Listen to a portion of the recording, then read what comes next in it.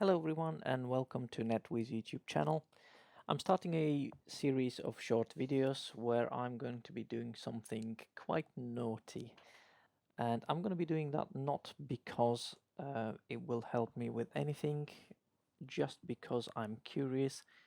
It's purely an academic experiment. So I'm going to be doing some configurations that we think shouldn't be actually possible. And to start this series, I will do something weird with VLAN names. We've got a switch here, which has no VLANs at the moment.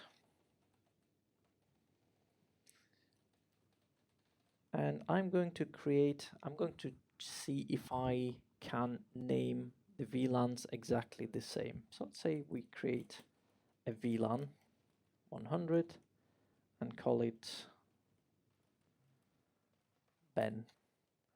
And then I'm going to try to create another VLAN and also call it Ben.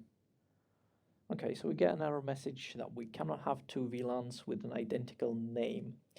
Now what if we try to slightly modify the name and let's say add a space at the end of it? Cool, seems to have taken it. So if we now exit and show our VLANs, yeah, we can see that indeed we've got two VLANs that seemingly named the same. 100 is called Ben and 200 is called Ben.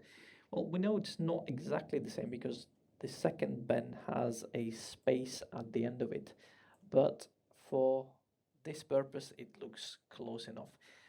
There is a limitation though. If we were to try to create many of these VLANs, we would have to keep adding the spaces at the end of it, and eventually we would reach the limit of VLAN name, which I believe is 32 symbols.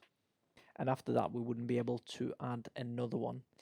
So is there a way to really name them exactly the same and maybe even crazier? Can we name them something that shouldn't even appear any symbols, that shouldn't even appear in any part of configuration of a Cisco device?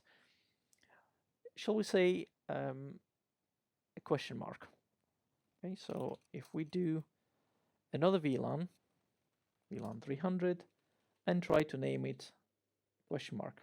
And we can do that because a question mark brings up the help submenu every time you press it, wherever you are in the process.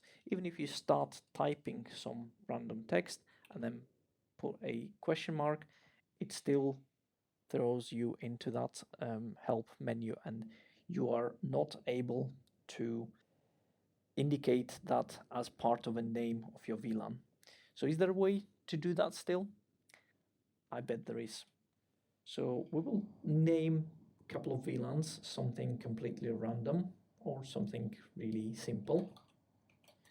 Name 123 and then VLAN 400, 134, VLAN 500, name 156. I think that's going to be good enough. If we do show VLAN brief now, we can see that we've got three new VLANs, 300, 400, and 500, with a 3-digit names. Now, if you know VTP, then you know that when you're in version 1 or version 2, VTP keeps VLAN configuration not in the running config, but it keeps it in the actual file called VLAN.dat on the flash. So if we do show our dir, and we can see that on our Unix file system, we've got a file called VLAN.dat-00005, and this is the actual file which contains information about these VLANs.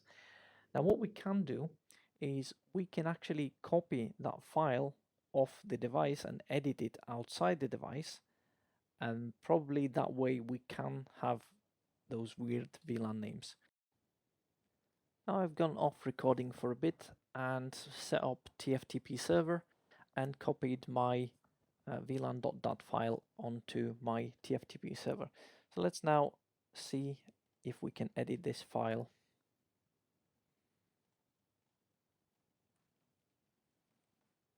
I got a file called VLAN.dat, and I'm going to quickly v-edit it.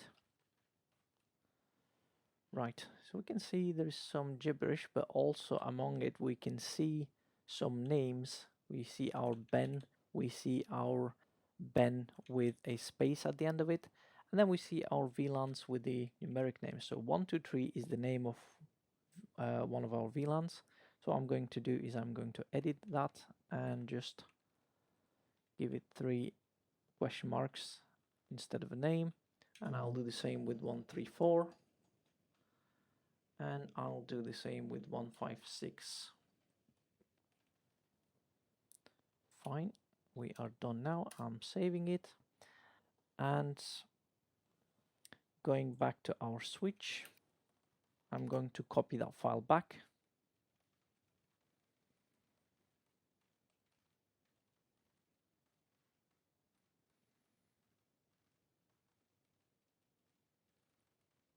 To my Unix file system.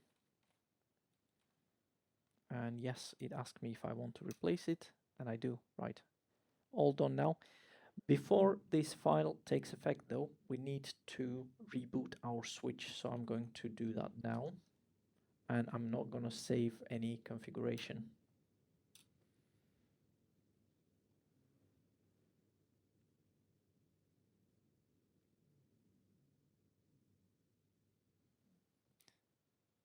Now that we are rebooted, let's have a look at our VLAN configuration.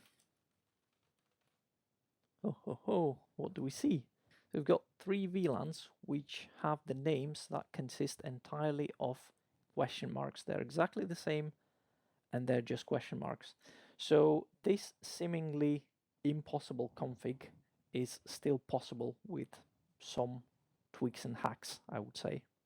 Again, absolutely no practical use to it, just an interesting experiment to see whether we can do something that we thought wasn't possible. At least I thought, until I tried and figured out it actually was possible. So thank you very much for viewing, and more will come very soon if you're interested. Bye bye.